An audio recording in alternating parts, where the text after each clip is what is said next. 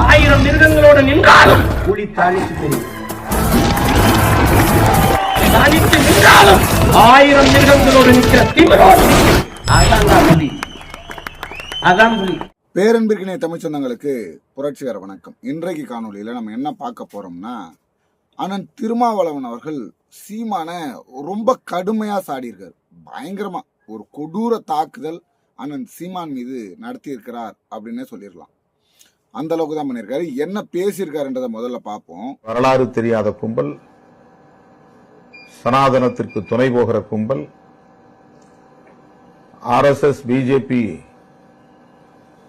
அரசியலை உயர்த்தி பிடிக்கிற கும்பல், அரசியலையும் தமிழ் தேசிய அரசியலையும் தாங்கள் மட்டுமே பேச வேண்டும், நாங்கள் மட்டுமே குத்தகை எடுத்திருக்கிறோம் என்பதை போன்ற ஒரு தோற்றத்தை அவர்கள் உருவாக்குகிறார்கள். நாம் எல்லாம் தமிழ் தேசியம் பேசிய காலத்தில் அவர்கள் எங்கே இருந்தார்கள் என்பது கூட நமக்கு தெரியாது. தமிழ் தேசியம் என்பது ஒரு சிலருக்கு சொந்தம் கொண்டாடிட்டு இருக்காங்க. அது தவறான செயல். அது அவங்களுக்கு மட்டும் பட்டா போட்டுலாம் கொடுக்கல அப்படின்னு சொல்றாரு. நாங்க யாரும் தமிழ் தேசியம் நாம் தமிழர் கட்சிக்கு மட்டும்தான் சொந்தம்னு சொல்லலை. நாம் தமிழர் கட்சி மட்டும்தான் தமிழ் தேசியம் பேசணும்னு சொல்லலை. எங்களுக்கு முன்பே ஐயா மணியரசன் அவர்கள் தமிழ் தேசியம் பேசிட்டு இருக்காரு. பாரிசாலன் ஒரு பக்கம் எங்க கூட இருந்து பிரிஞ்சு போனாலும் அவரும் தமிழ் தேசிய பாதையில தான் போவோம் அப்படின்னு அவரு ஒரு தமிழ் தேசியம் பேசிட்டு இருக்காரு. எங்களுக்கு முன்னாடி பலர் பேசினாங்க. ஏன் அண்ணன் திருமாவளவன் அவர்கள் கூட ஆரம்ப காலகட்டத்தில் தமிழ் தேசியம் பேசிக்கிட்டு இருந்தார். சரிங்களா? இன்னைக்கு திடீர்னு அவர் ஒரு தமிழ் தேசிய மாநாடு, அதுவும் எழுச்சி தமிழ் தேசிய மாநாடு அப்படின்னு ஒன்று போட போறேன்னு சொன்னார். மேடையில் அறிவிச்சார். பயங்கரமா எல்லாரும் கிளாப்ஸ் அள்ளுது. உண்மையான தமிழ் தேசியம், உண்மையான தமிழ் தேசிய எழுச்சி மாநாடு என்றால் என்ன என்று இந்த மக்களுக்கு காமிப்போம். ஒரு சிலர் போலி தமிழ் தேசியம் பேசிக் கொண்டிருக்கிறார்கள், அவர்கள் கிட்ட இருந்து தமிழ் தேசியத்தை மீட்க போறோம் அப்படின்னு சொன்னார். இதுக்கு சீமான் பயங்கரமா எதிர்ப்பு தெரிவிச்சதாகவும், அவர் ஏதோ பயங்கரமா வயிறேறியதாகவும் வன்மத்தை கொட்டுறதாகவும் சொல்றார். ஆனால் அண்ணன் சீமான் அவர்கள் பொது வெளியில பேசும்பொழுது அவர் என்ன சொன்னார்னா, அவர் உண்மையிலே தமிழ் தேசிய மாநாடு நடத்துவது அவருக்கு வலிமையோ இல்லையோ எங்களுக்கு உறுதியாக வலிமையா இருக்கும் அப்படின்னு சொன்னார். ஏன்னா உண்மையான தமிழ் தேசியம் என்னன்னு மக்கள் தெரிஞ்சுப்பாங்க. அவர் சொல்றாரு, சாதி ஒழிப்பு தான் உண்மையான தமிழ் தேசியம். சரிண்ணே, அதனாலதான் நாங்க பாமக கூட கூட்டணி வைக்க மாட்டோம்னு சொல்றோம். சரிண்ணே, மிகச்சரியான கருத்து. அண்ணன் சொல்வது போல சாதி ஒழிப்பு தான் தமிழ் தேசியம் என்றால் இந்த கொங்கு நாடு மக்கள் தேசிய கட்சியா, அந்த கட்சிக்கு என்ன பேர்னு, அது சாதி கட்சியா இல்ல ஒரு பொது உடைமை கட்சியா சொல்லுங்க பாப்போம். இப்போ கொங்கு நாடு மக்கள் தேசிய கட்சி வன்னியர்களை பற்றி உயர்வாக பேசி மற்ற சமூகத்தை பற்றி, மற்ற சமூகம் கலப்பு திருமணம் செய்து கொள்வதை பற்றி எவ்வளவு கொச்சையாக பேசினார்கள். அது பற்றி உங்களுடைய கருத்து என்ன? அதுல இருந்து வெளில வந்துருவீங்களா? திமுக கூட்டணியிலிருந்து வெளில வந்துருவீங்களா? அவர்கள் சாதி கட்சி கிடையாதா? முக்குலத்தோர் புலிப்படைன்னு ஒரு கட்சி இருக்கு, கருணாஸ் வச்சு நடத்துறாரு. இந்த முக்குலத்தோர் யாரு? இந்த முக்குலத்தோர் புலிப்படை என்றால் என்ன? அது சாதி கட்சி இல்லையா?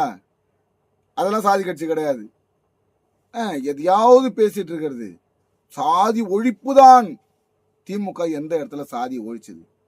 இப்ப மதவாதத்துக்கு எதிராக நாங்க ஒரு அணி திரட்டுறோம்னு சொல்றீங்க, ஏற்கிறோம். மதவாதத்தால் தமிழ்நாட்டில் ஏற்பட்ட பிரச்சனை என்ன? சாதிகளால் தமிழ்நாட்டில் ஏற்பட்ட பிரச்சனை என்ன? அண்ணன் உடனே ஒரு விளக்கத்தை சொல்வார். இந்த சாதியை உருவானதே இந்த மதத்தின் அடிப்படையில தான். அன்னைக்கு உருவாக்கினா 2000 ஆண்டுகளுக்கு முன்பு உருவாக்கினா. இன்னைக்கு எதால பாதிக்கப்பட்டு இருக்கோம்? சாதியால பாதிக்கப்பட்டு இருக்கோமா, மதத்தால பாதிக்கப்பட்டு இருக்கோமா? சாதியை ஒழிக்காம நீங்க என்ன பண்ண முடியும்? சாதியை ஒழிக்காம நீங்க என்ன? சாதி ஒழிப்பதற்கு இதுவரைக்கும் நீங்க எடுத்த நடவடிக்கை என்ன?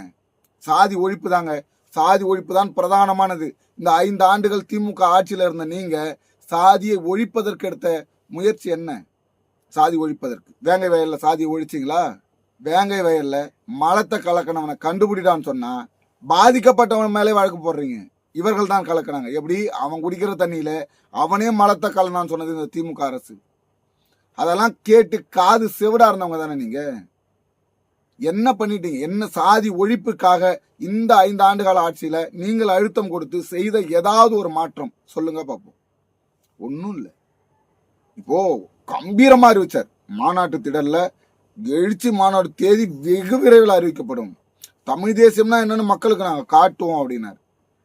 உடனடியா ஒரு வீடியோ போடுறாருங்க. உண்மையிலே பார்க்கும்போது ரொம்ப பரிதாபமா இருக்கு. அண்ணன் திருமாவளவன் அவர்களை நினைத்தால் ரொம்ப ரொம்ப வேதனையா இருக்கு. ஏன்னா எவ்வளவு அழுத்தம் பாருங்க திமுக கிட்ட இருந்து.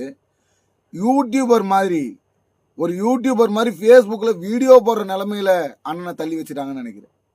ஏன்னா மாநாடு போட்டு பொதுக்கூட்டம் போட்டு பேசிட்டு இருந்த அண்ணன் திருமாவளவன் அவர்கள் ஒரு நேரலை வீடியோ போடுறார்.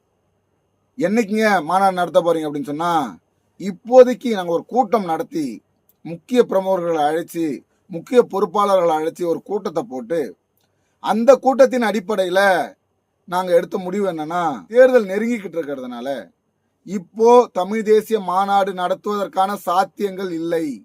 எப்படி? இப்போ தமிழ் தேசிய மாநாடு நடத்துவதற்கான சாத்தியம் இல்லை. எப்போ நடத்துவீங்க? தேர்தல் முடிந்த பிறகாக மே 17ஆம் தேதி நடத்த போறோம் அப்படின்னு சொல்றாங்க. இப்போ மே 17ஆம் தேதி எப்படி உறுதியா நடத்துவீங்க? இப்போ தேர்தல் தேதி இது வரைக்கும் அறிவிக்கப்படலை. தேர்தல் தேதி இன்னும் அறிவிக்கலை. தேர்தல் தேதி அறிவிப்பாங்க. ஒருவேளை மார்ச்சிலே தேர்தல் தேதி அறிவிச்சு ஏப்ரல் ஆனதா கூட அந்த தேர்தல் அந்த விதிமுறைகள் இருக்கிற வரைக்கும் நம்ம எந்த கூட்டமும் நடத்த முடியாது, எந்த மாநாடும் நடத்த முடியாது. தேர்தல் விதிமுறைகள் எப்போ முடியும்னா, எப்போ ரிசல்ட் வருதோ அப்போ முடியும். ஒருவேளை மே கடைசியில் ரிசல்ட் வந்ததுன்னா எப்படி மே 17 நீங்கள் கூட்டம் நடத்துவீங்க?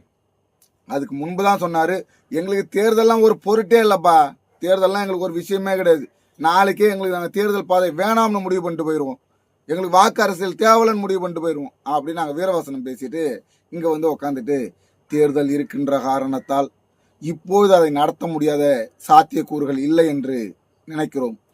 இல்லை, ஒரு மாநாடு நடத்துறதுக்கு என்ன பெருசாக ஆயிரும்? என்ன ஆயிரும்? ஒரு இடத்த தேர்வு செய்ய போறீங்க, இருக்கிற பொறுப்பாளர்கள் விட்டு வேலை செய்ய போறீங்க, இருக்கிற அனைவரையும் திரண்டு வாங்கினா வரப்போறாங்க. ஒரு மாதத்தில் நடத்த முடியாது ஒரு மாநாட்டை. ஒரு மாநாடு ஒரு மாதத்தில் நடத்த முடியாது. தேர்தல் வந்தா என்ன, வந்துட்டு போகுது, தேர்தல் வந்தா என்ன. ஆனால் இங்க திட்டம் என்னன்னு பார்க்கணும். திட்டம் என்னன்னா மே 17. ஏன் மே 17? மே 17 சிங்களவர்கள் தமிழினத்தை கொன்று குவித்து விட்டோம், வெற்றி பெற்று விட்டோம் என்று கொக்கரித்த நாள். அந்த நாளை ஆண்டுதோறும் ஒவ்வொரு ஆண்டும் நாம் தமிழர் கட்சி இன எழுச்சி மாநாடுன்னு நடத்திட்டு இருக்கு. இன்னைக்கு வரைக்கும் நடத்துறோம் இன எழுச்சி மாநாடு. எங்களுக்கு வந்து ஆண்டுக்கு 2 மாநாடு, ஒன்று இன எழுச்சி மாநாடு, இன்னொன்று மாவீரர் நாள் மாநாடு. இந்த 2 மாநாட்டையும் நாம் தமிழர் கட்சி சிறப்பாக நடத்தும். இன்னைக்கு தான் அண்ணனுக்கு திடீர்னு கோமாவில இருந்து வெளில வந்துட்டார். எப்பா கோமாவில் இருந்தவர் திடீர்னு வெளியில வந்து இவனுங்கன்னா எல்லாம் பண்றானுங்க, இவனுங்க மட்டும்தான் அந்த இலங்கைக்கு ஆதரவா பண்ணணுமா, ஏன் நாங்க பண்ணக்கூடாதா அப்படிங்கிற ஒரு நினப்புல இன எழுச்சி மாநாட்டுக்கு பதிலா தமிழ் தேசிய எழுச்சி மாநாடு. எப்படி? எங்க போனாலும் எங்க சுத்தினாலும் அண்ணன் எந்த முடிவை எடுத்தாலும் நாம் தமிழர் கட்சிக்கு எதிராக வரணும். எவ்வளவு பாருங்க மனதளவுல நாம் தமிழர் கட்சியால அண்ணன் சீமானால எவ்வளவு பாதிக்கப்பட்டிருக்காருன்னு பாருங்க. அவருக்கு என்னன்னா, நாம கட்சி தொடங்கி 35 ஆண்டுகள் ஆயிடுச்சு. இன்னைக்கு நாம தனிச்சு நின்னா கூட நம்மளால 1% வாக்கு இல்லை 2% வாக்குகளை வாங்க முடியாது, ஒரு இடத்துலையும் வெல்ல முடியாது. அதனால நமக்கு பின்னால வந்து எப்படி நம்ம கிட்ட கத்துக்கிட்டு நம்ம மேடைகளை பேசிட்டு நமக்கு பின்னால வந்த, நாம தம்பி தம்பின்னு சொன்ன ஒருத்தன், நாம பேச வச்ச அழகு பார்த்த ஒருத்தன் இன்னைக்கு என்னடானா மிகப்பெரிய அளவுல வளர்ந்து தனிச்சு நின்று 8.2% வாக்கு வாங்கிட்டான். இன்னைக்கு அடுத்து அவன் என்ன உயரத்துக்கு போவான்னு தெரியல.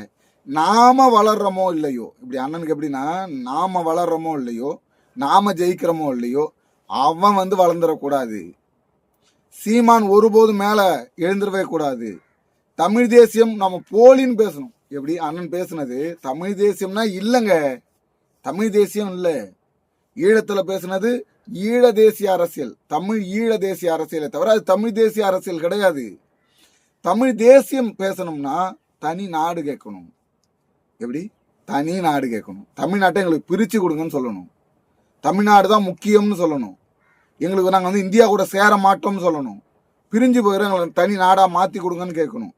அப்போ அப்படி கேட்கின்ற பொழுது அதுதான் உண்மையான தமிழ் தேசியம். தனக்கென்ற ஒரு தேசம் இல்லாத போது, நம்ம இந்திய தேசியத்துக்கு வாழ்ந்துட்டு இருக்கோம், தனக்கென்ற ஒரு தேசம் இல்லாத பொழுது அது எப்படி தமிழ் தேசியமாக மாறும் அப்படின்னு அண்ணன் கொக்கரிச்சார். மிகச்சரியா சொன்னார். அப்படிப்பட்டவரை இன்று தமிழ் தேசியம் பேச வைத்திருக்கிறது நாம் தமிழர் கட்சி. அண்ணன் சீமான் சொன்னார், 2026க்கு பிறகாக பிரபாகரனை பற்றியும் தமிழ் தேசியத்தை பற்றியும் அனைவரும் பேச தொடங்குவார்னு சொன்னார். ஆனா 2026 தேர்தல் ஆரம்பிக்கவே இல்லை. தேர்தல் தேதியே அறிவிக்கல. அதற்கு முன்பாவே உழுந்து பரல்றான், நான் தான் உண்மையான தமிழ் தேசியவாதி, நான் தான் பிரபாகரன் வழியில பயணிக்கிறேன். பிரபாகரன் இவர்களுக்கு மட்டும் சொந்தமா?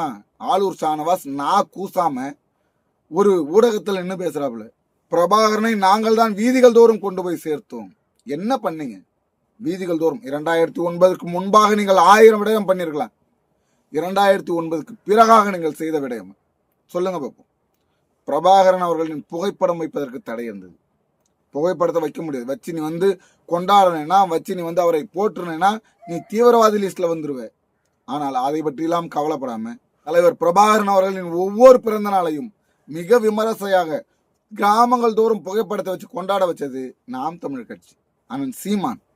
அதெல்லாம் பார்த்து வயிறெறிஞ்சி எந்த பாதை சரியில்லை, இந்த பாதையில போனா நம்ம வளர முடியாது, நம்மளுக்கு திராவிடம் தான் முக்கியம் அப்படின்னு அண்ணன் ஓடினாரோ, இப்ப மீண்டும் அதே தமிழ் தேசியத்தை கையில் எடுக்கிறார். சீமானுக்கு போட்டியாக, நாம் தமிழர் கட்சிக்கு போட்டியாக. இப்பவும் தமிழ் மீதோ தமிழ் மன்னர்கள் மீதோ தமிழ் மீது எந்த பற்றும் இல்லாமல் தான் இதோ கையில் எடுக்கிறாரு. தேர்தல் தேர்தலுக்காக தமிழ் தேசியவாதிகளாக இருக்கக்கூடிய இளைஞர்கள் தமிழ் பற்றால ஒன்று கூடிடக் கூடாது. அண்ணன் வந்து இந்த சிந்தனை தான் அண்ணனுக்கு. வேற ஏதோ நீங்க ஏதோ அவர் மிகப்பெரிய ஒரு புரட்சியை விதைக்க போறாரு, ஒரு மாற்றத்தை விரும்புறாரு அப்படின்லாம் இல்லை. யாரும் சீமான் பிள்ளானே அணிதிரண்டக்கூடாது. ஒரு பாராளுமன்ற தேர்தலில், எம்பி எலெக்ஷன் நடத்தக்கூடிய தேர்தலில் எந்த கூட்டணியுமே இல்லாம யார் பிரதமர் அப்படின்னு ஏற்காம இப்ப மோடியை ஏற்றுக்கொண்டு பாதி பேர் நின்னாங்க, ராகுல் காந்தியை ஏற்றுக்கொண்டு பாதி பேர் நின்னாங்க. ராகுலும் மோடியும் இல்லைன்னு சொல்லிட்டு அந்த மாநில கட்சிகள் தன்னுடைய அதிகாரத்தில் இருக்கிறவங்க, எம்எல்ஏவா இருக்கிறவங்க, ஒரு முதலமைச்சராக இருக்கிறவங்க ஒரு கூட்டணி அமைச்சாங்க.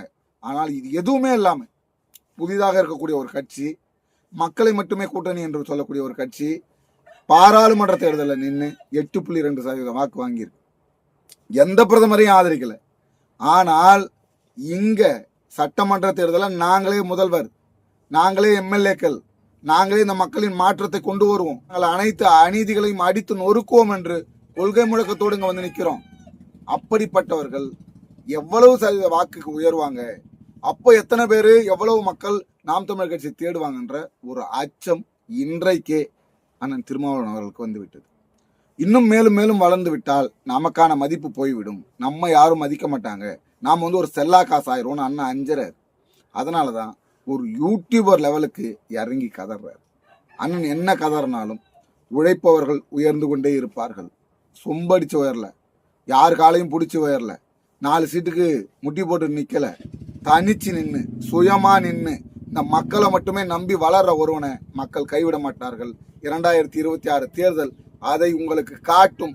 நீங்கள் 1000 மாநாடு நடத்தினாலும், 1000 தமிழ் தேசிய மாநாடு நடத்தினாலும், 1000 திராவிட மாநாடு நடத்தினாலும் சீமானையும் நாம் தமிழர் கட்சியும் ஒன்றும் பண்ண முடியாதுன்றதை இந்த இடத்துல சவாலா சொல்றோம். அடுத்தது ஒரு காணொலியில் உங்களை சந்திக்கும் வரை உங்களிடம் விடைபெறுவது உங்கள் அன்பழகன். நன்றி.